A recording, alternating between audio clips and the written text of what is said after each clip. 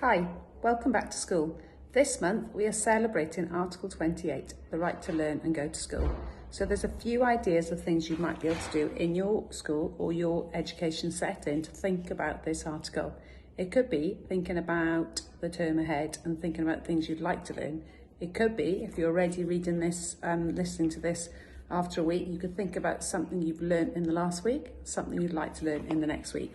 It could be you use this as an opportunity to think about your dream school, draw a picture of a dream school and what this would provide to pupils and how it can support rights across the school.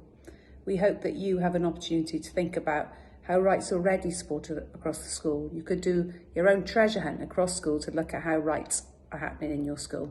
So in the canteen, it would link to your right to good food and clean water, Article 24. In the playground, it might link to your right to relax and play or be with friends. In Welsh lessons and learning, it might link to your right to name and nationality. And you could do a little treasure hunt for other younger pupils or older pupils to do around the school. We hope this gives you a few ideas for you to celebrate Article 28, the right to learn and go to school.